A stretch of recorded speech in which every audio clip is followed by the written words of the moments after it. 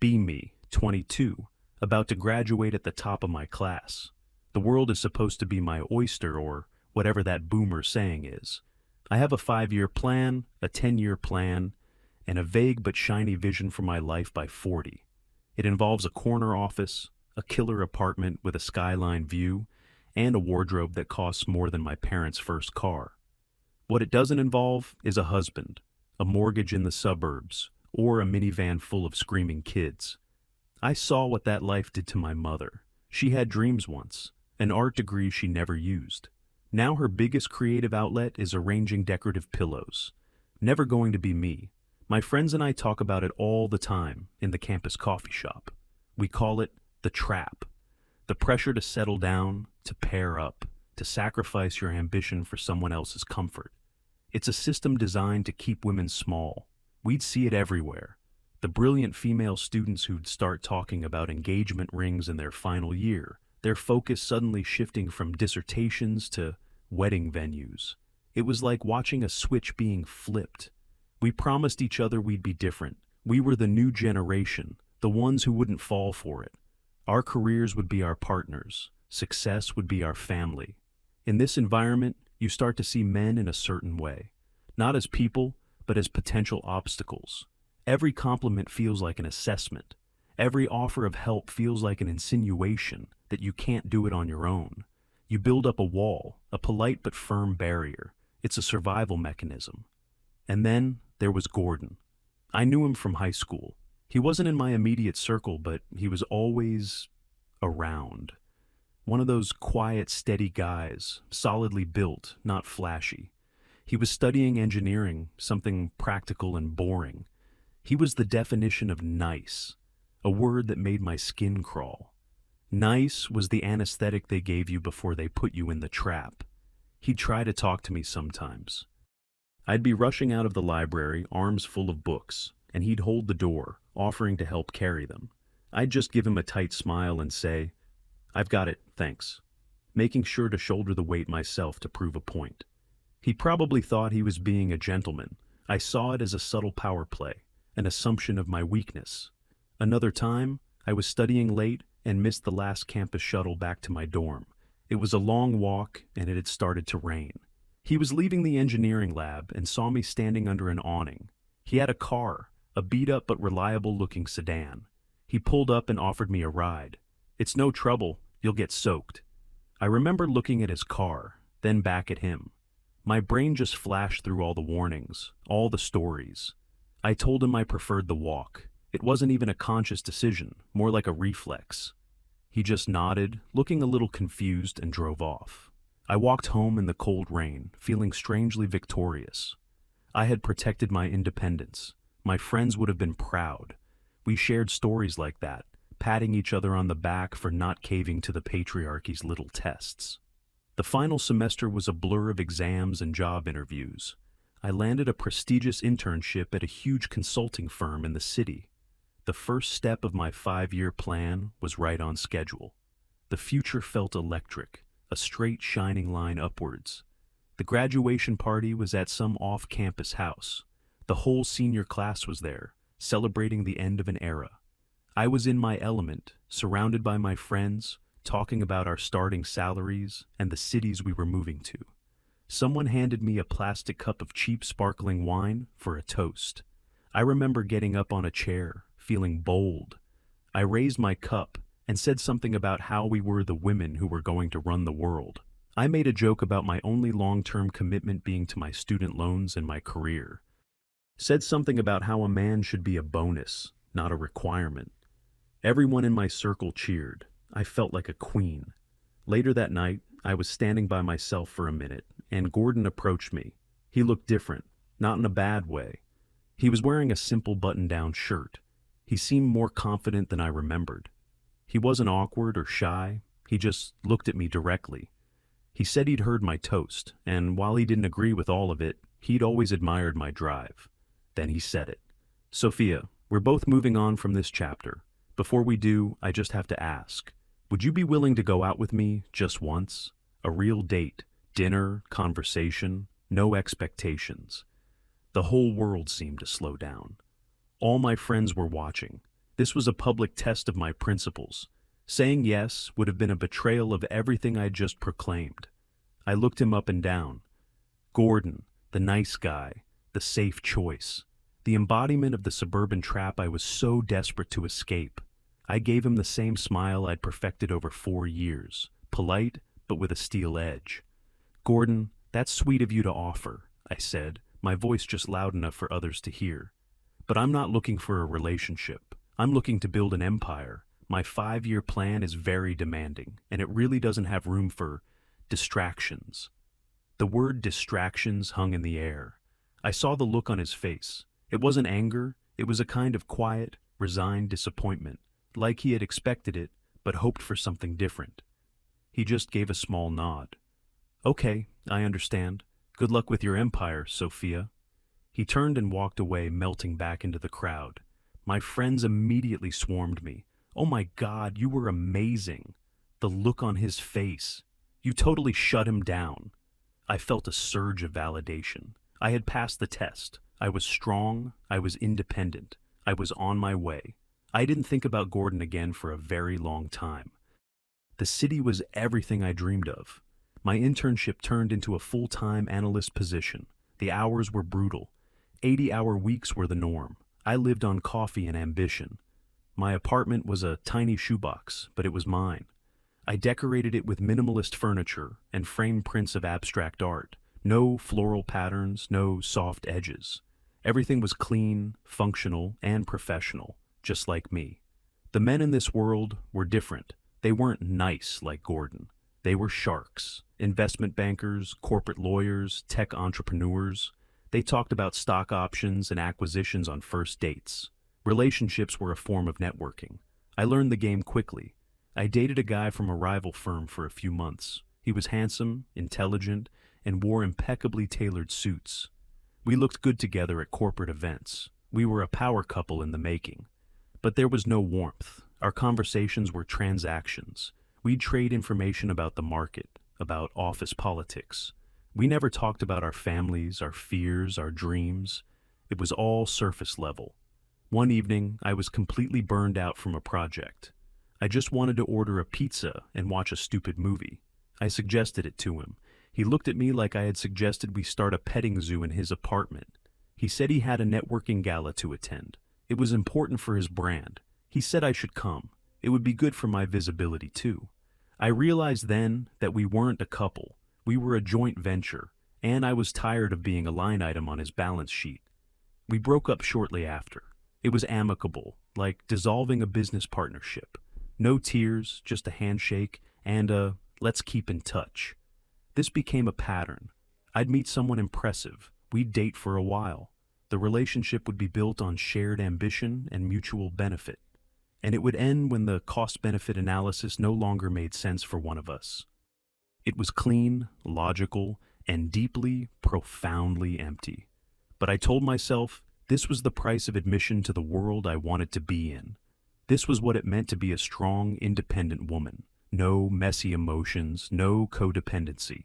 I got promoted, then promoted again. My shoebox apartment became a 1-bedroom with a small balcony. My 5-year plan was right on track. I was 27 and already a senior analyst.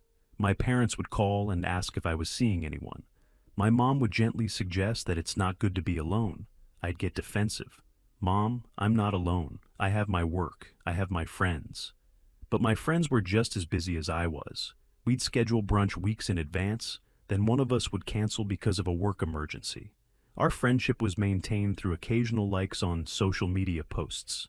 One night, I couldn't sleep. I was scrolling through my phone, just aimlessly browsing.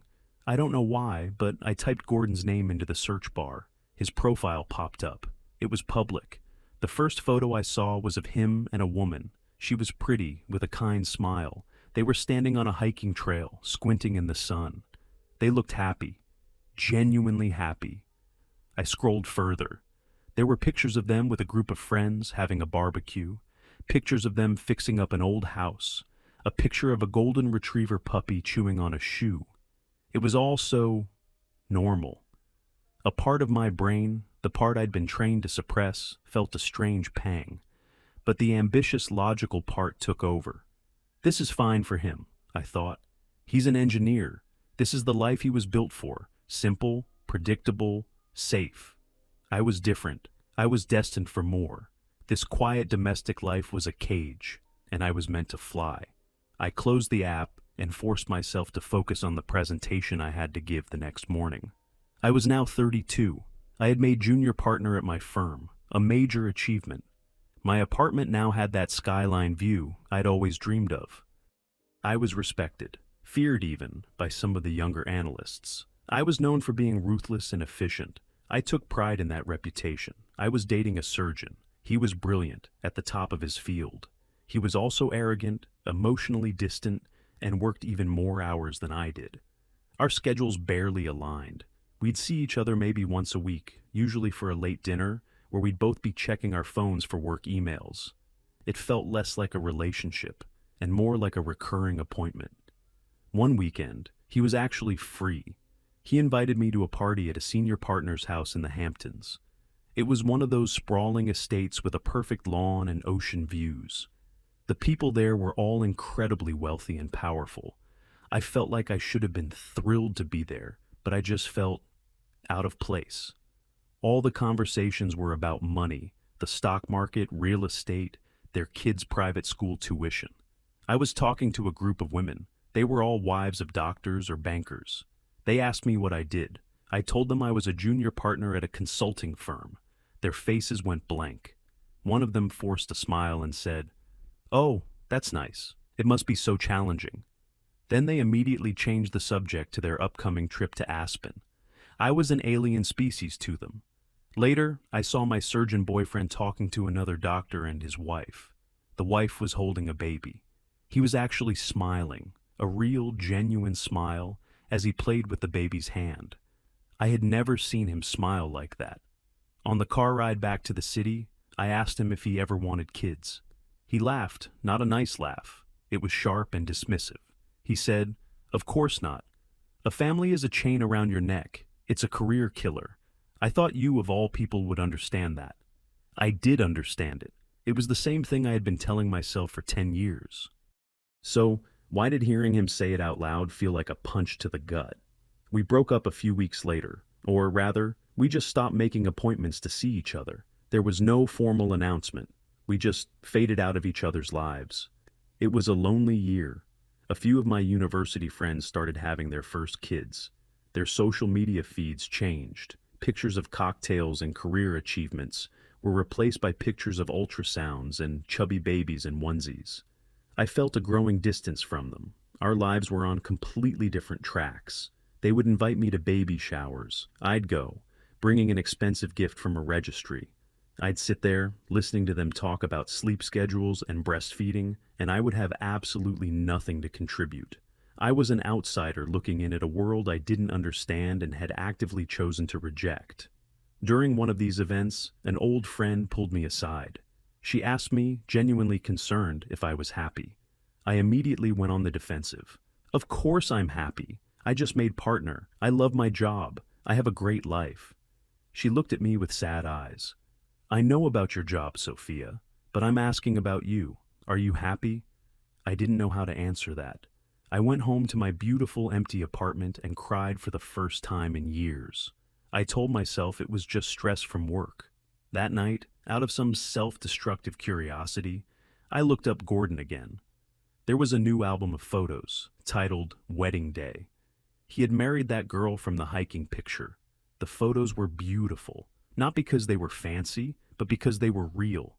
The wedding wasn't in some grand ballroom. It looked like it was in a rustic barn.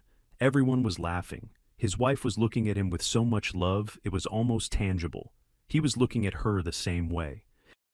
There was a photo of them dancing, and he was just holding her, his eyes closed, with a look of pure, unadulterated contentment on his face. I felt a cold knot form in my stomach. It was jealousy.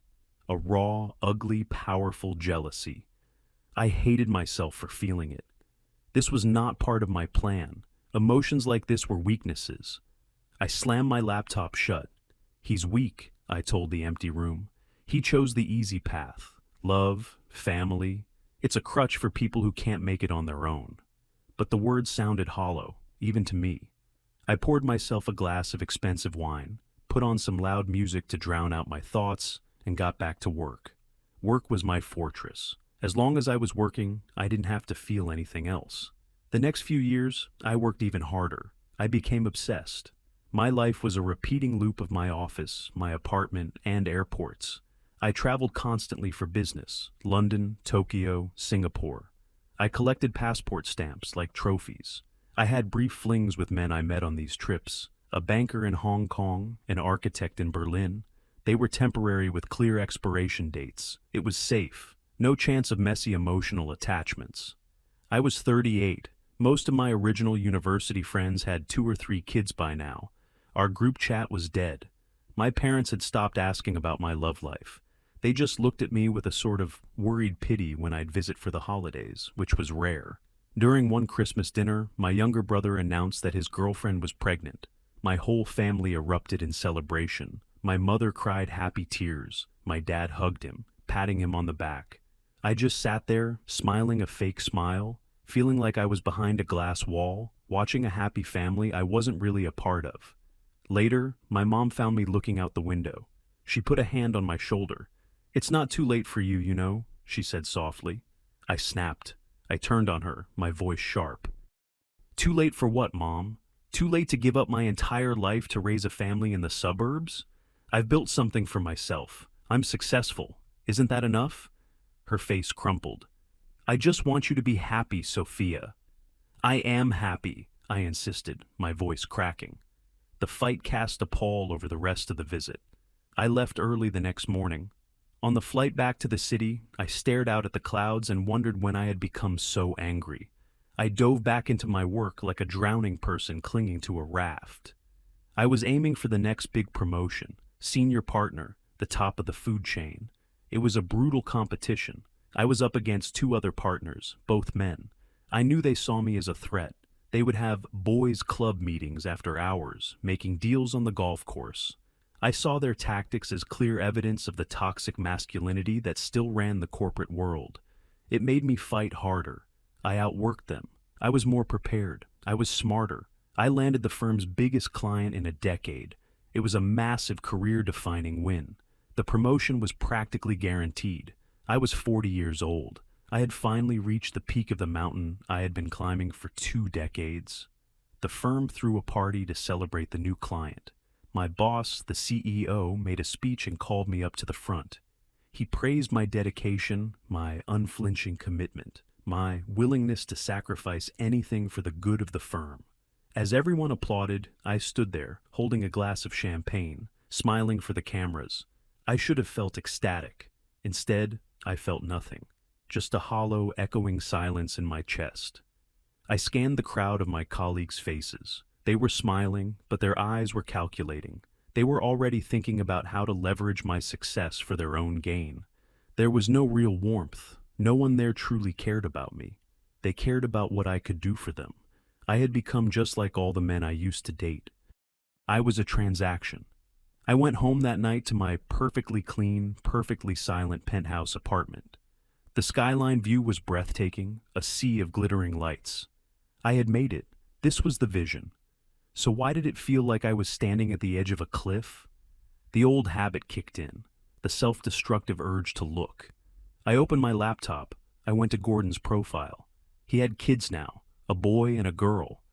There was a picture of him in the backyard of that house he'd been fixing up years ago. He was on his hands and knees, pretending to be a horse, and his 2 little kids were on his back, laughing hysterically. His wife was in the background, watching them with a smile of pure joy on her face. The golden retriever was there, older now, sleeping in a patch of sun. It was a messy, chaotic, beautiful scene. It was a life, a real, tangible life, full of noise and love and connection. And I was here, in my sterile, silent box in the sky, with nothing but my ambition to keep me warm. The wall I had built around myself, brick by brick, for 20 years, finally began to crack. That image of Gordon and his family was burned into my mind. I spent the next few days in a fog.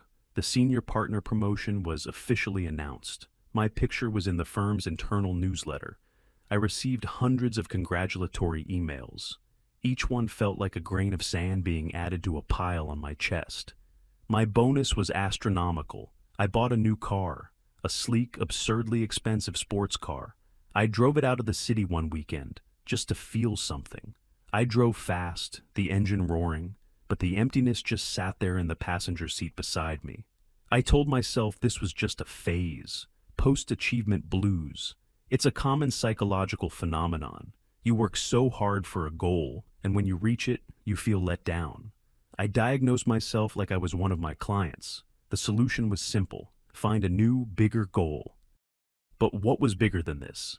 CEO? I didn't want the headaches. Starting my own firm? Too much risk. For the first time in my life, I looked at the path ahead, and it was just more of the same.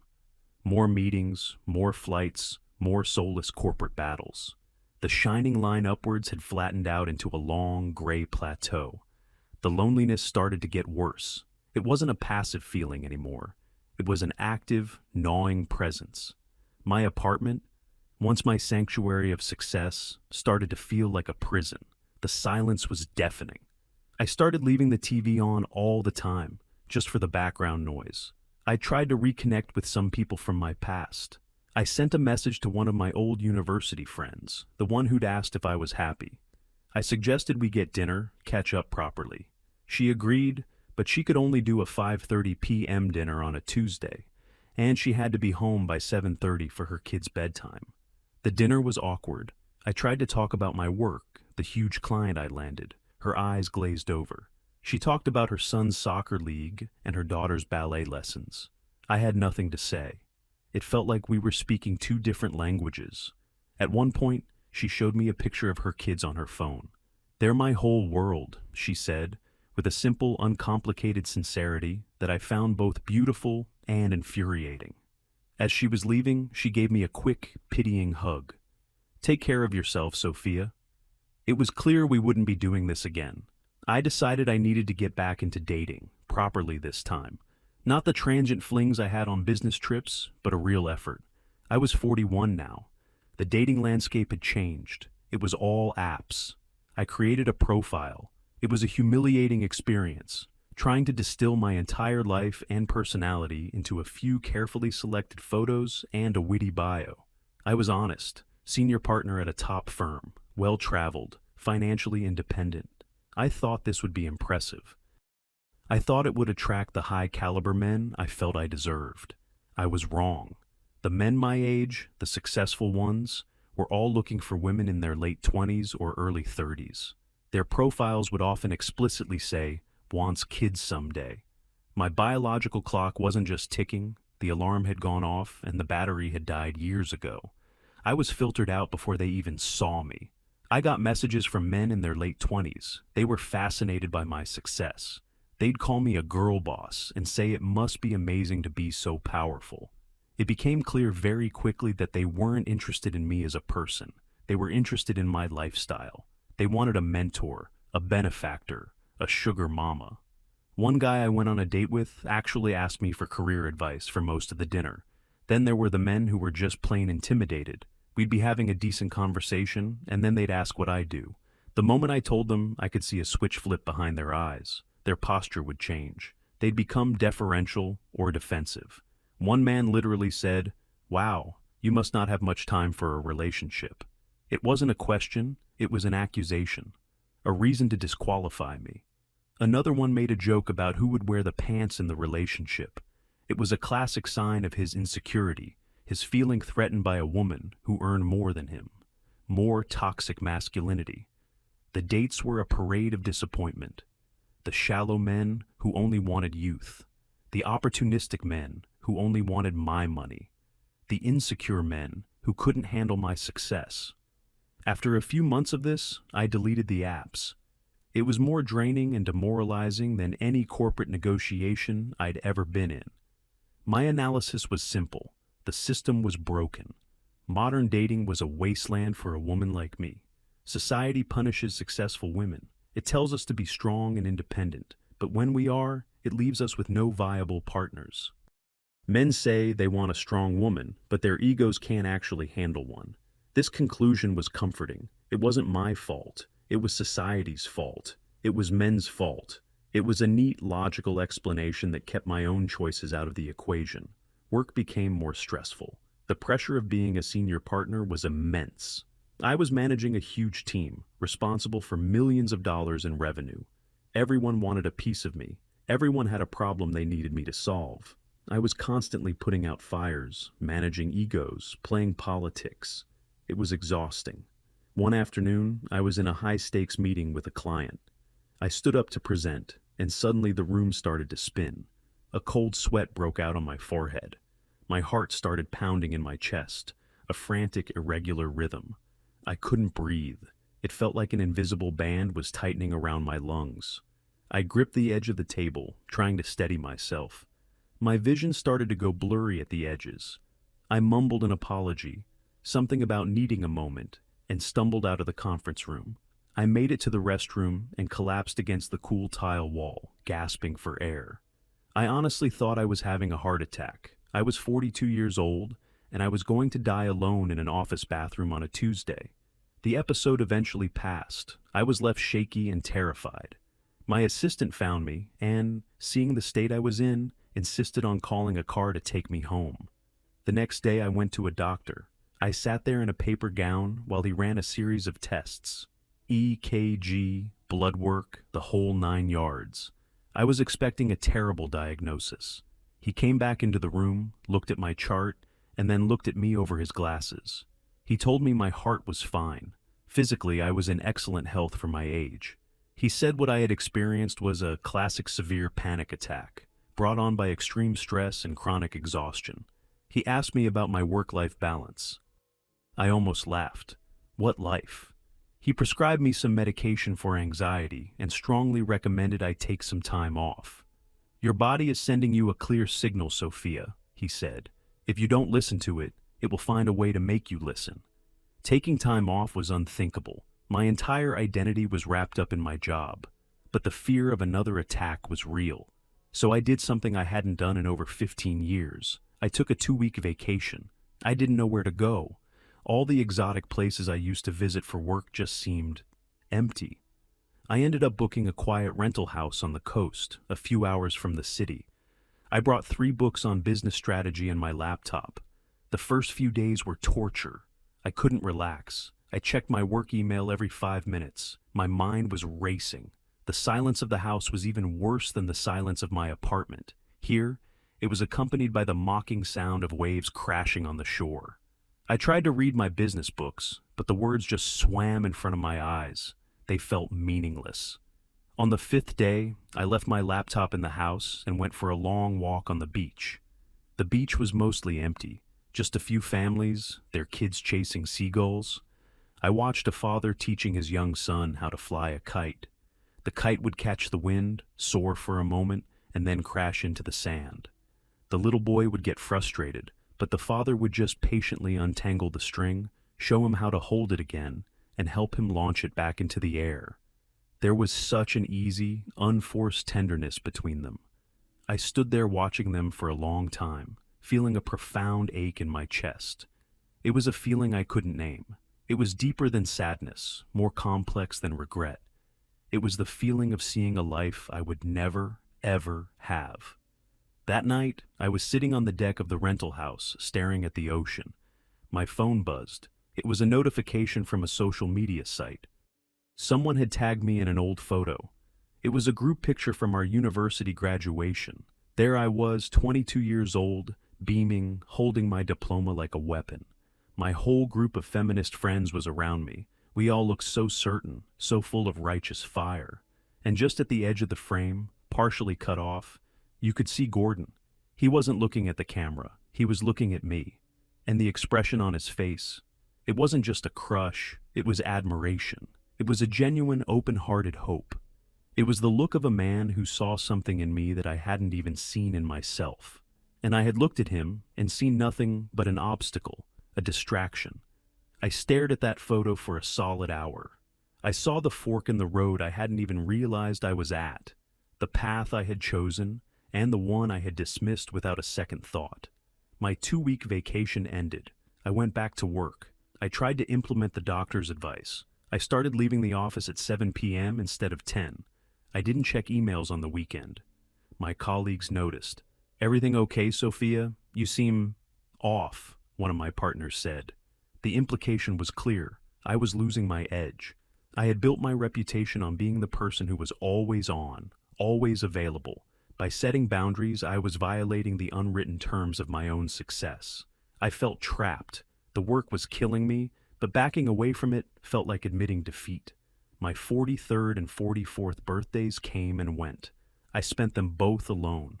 On my 44th, I treated myself to dinner at one of the most exclusive restaurants in the city. I sat at a table for one, surrounded by happy couples and celebrating families. I ate my perfectly cooked, ridiculously expensive meal, and it tasted like ash. The waiter brought me a small dessert with a single candle in it, a complimentary gesture from the management. He smiled at me with professional pity. "Happy birthday, ma'am." I went home, and for the first time, I didn't look up Gordon. I didn't need to. The image of his life was already permanently seared into my brain. It was my own personal ghost of Christmas past, present, and future. I started noticing things I hadn't before. The way the male partners at my firm talked about their families. I had always dismissed it as boring small talk. But now I listened. They'd complain about being tired because their kid was sick all night, but there was an undercurrent of pride in their voice. They'd show off pictures of their kids' school projects. They'd talk about coaching Little League. They had this whole other life, this whole other identity outside of the office. When they went home, they were husbands. They were fathers. When I went home, I was just a senior partner who wasn't at the office.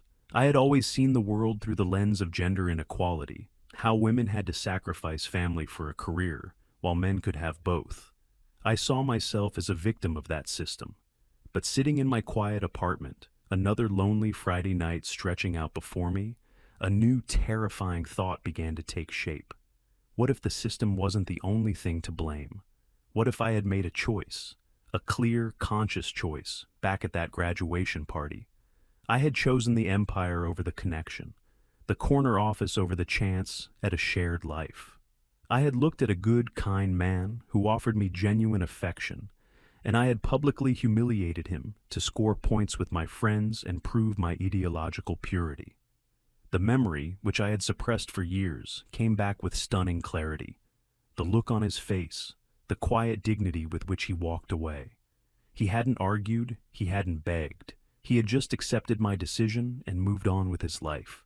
And he had built his own empire, a small, quiet empire of love and family and happiness. While I was sitting in the cold, empty throne room of mine, the anxiety started to come back, a low hum beneath the surface of my daily life. I was losing my grip. The neat, logical narratives I had constructed to explain my life were falling apart. My work performance started to suffer. I made a few small mistakes, missed a deadline, things I would have never done before. The other partners noticed. The sharks were circling. They could smell blood in the water. My position, which had once felt so secure, now felt precarious. I had nothing to fall back on, no husband or family to come home to and say, "I had a terrible day." No deep friendships to lean on. My friends were professional contacts. I had systematically cut every wire of my personal support system, believing it was a weakness. Now I was a tightrope walker, 45 years old, with no safety net, and the rope was starting to fray. The end was coming. I didn't know how or when, but I could feel it. A storm was gathering on the horizon of my life, and I was standing all alone in an open field. The final piece that pushed me over the edge was something small, almost insignificant. It was a work thing, a new project, a huge multi-year project that I had been championing. The next big mountain to climb. It required building a new team from scratch. I was in a meeting with the CEO and the other senior partners, discussing the leadership for this new venture. I naturally assumed it would be me. It was my baby. The CEO cleared his throat.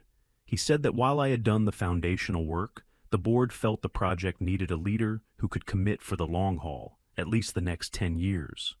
Then he looked at me, with that same professional pity as the waiter. He said they had decided to give the project to a younger partner, a man in his late 30s, a man who had a wife and kids, a man who was seen as stable and invested in the future. I was being sidelined, put out to pasture. The reason wasn't spoken aloud, but everyone in the room understood it. I was 45. I was single. I had no children. In the ruthless calculus of the corporate world, I had no legacy. No reason to be stable. I was seen as a flight risk, a lone wolf who might just cash out and disappear. The very independence I had cultivated my entire life was now being used as a weapon against me. I sat there in that meeting, my face a perfect impassive mask. I nodded. I said I understood the board's decision. I offered my full support to the new project lead. I played the part of the good corporate soldier, but inside, something shattered. The last pillar holding up my entire identity had just been kicked out from under me. My career, my work, the one thing I had sacrificed everything for. It hadn't loved me back.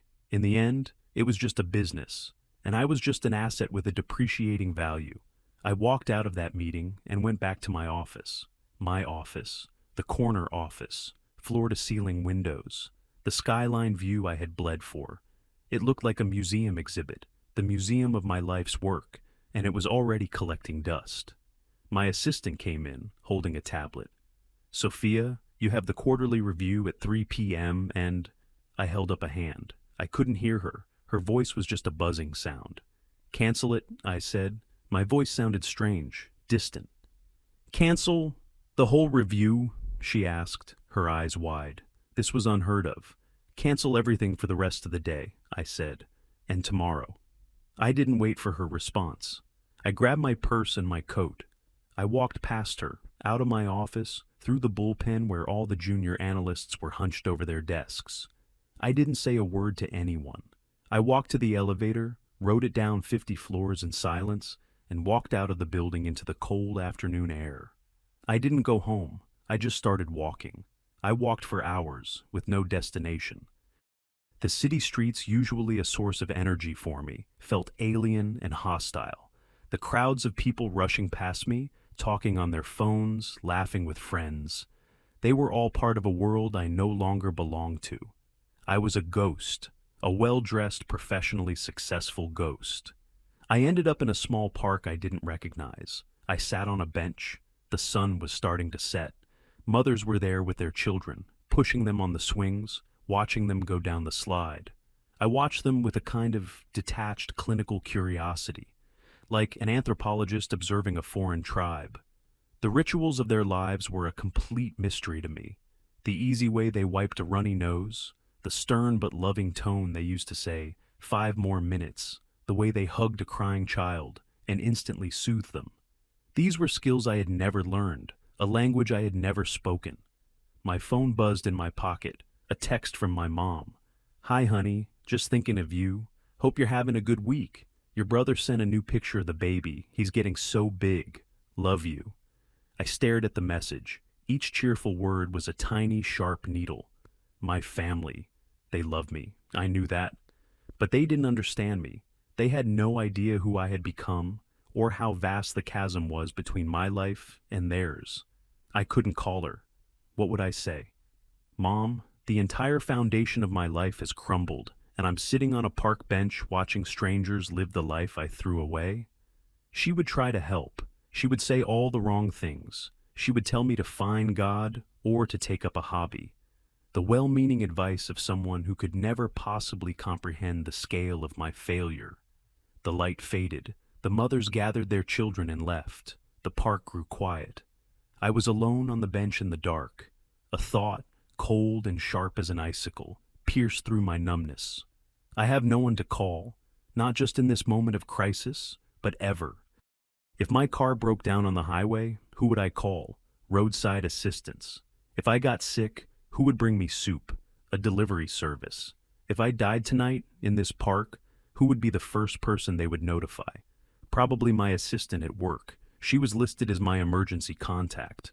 The full crushing weight of my isolation finally landed on me. It wasn't an intellectual concept anymore. It wasn't a philosophical price of success. It was a physical reality, A cold, hard, terrifying fact. I finally went home. My apartment was dark and silent, as always. I didn't turn on the lights. I walked over to the giant window and looked out at the city. All those lights, millions of people living their lives in those little boxes of light, loving, fighting, laughing, crying, connecting. And I was here, in my box, completely disconnected from all of it. I thought about my career, about the men at the firm. For years I had seen them as the enemy, the embodiment of a toxic system I had to fight against. But now I saw something else. They went home to wives who knew them, to children who loved them unconditionally. Their lives had a dimension I couldn't even fathom. They had a why, a reason for all the stress, all the long hours. My why had always been myself, my ambition, my success, and it had just been revealed as an illusion. I poured myself a drink, not wine, something stronger. I sat down at my sleek minimalist desk and opened my laptop. It was an act of pure self-flagellation. I knew what I was going to do. I had to see it, the final nail in the coffin. I typed his name, Gordon. His profile was still there, still public. A quiet, unassuming chronicle of a life well lived. There was a recent post. It was from that day. It was a picture of him and his wife. They were sitting on a porch swing.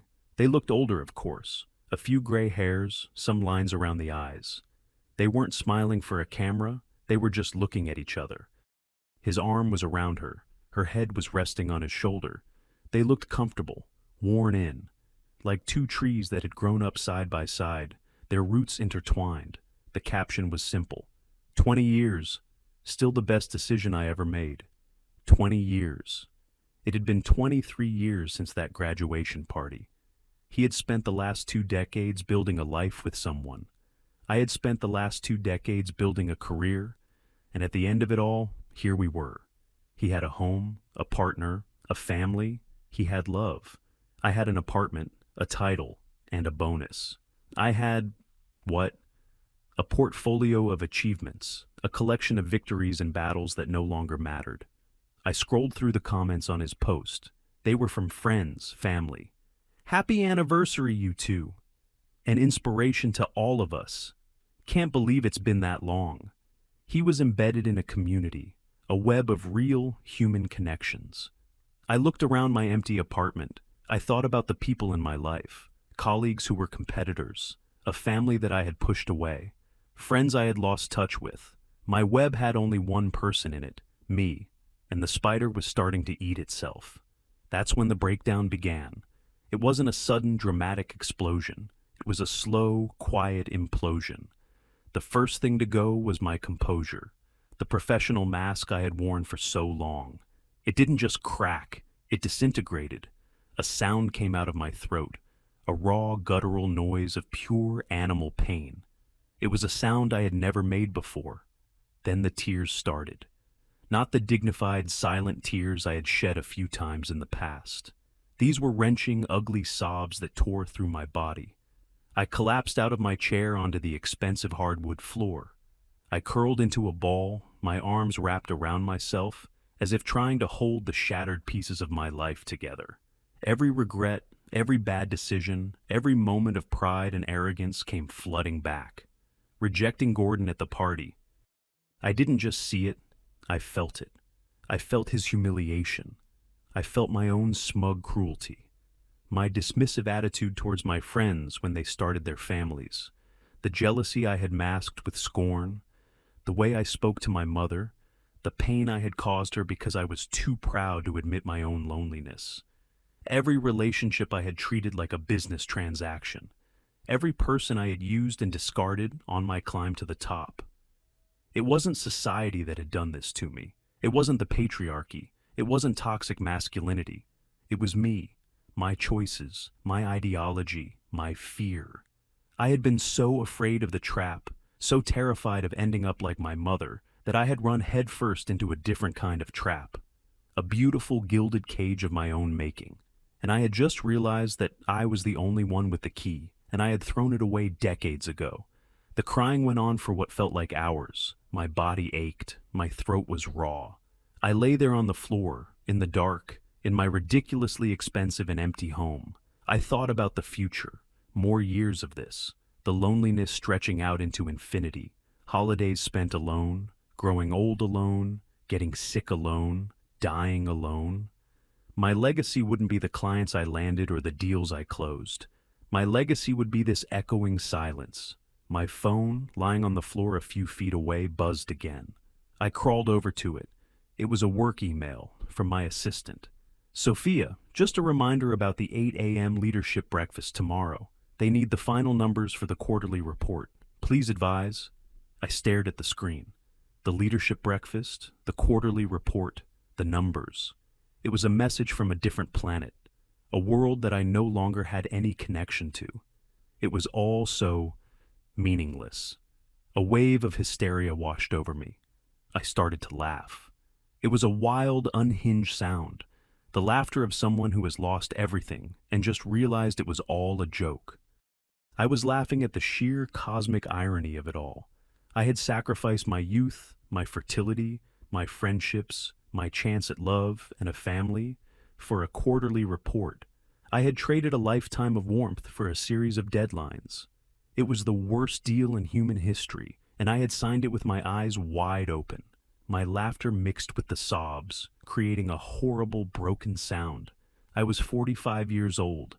I was at the absolute pinnacle of my professional career, and I had never been more alone, more broken, or more utterly and completely defeated.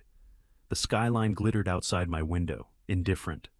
The city hummed with the sound of millions of lives being lived, and in my corner office in the sky, I lay on the floor and wept for the life I could have had, and the woman I could have been. The empire was built, and its queen was left with nothing but the dust of her throne.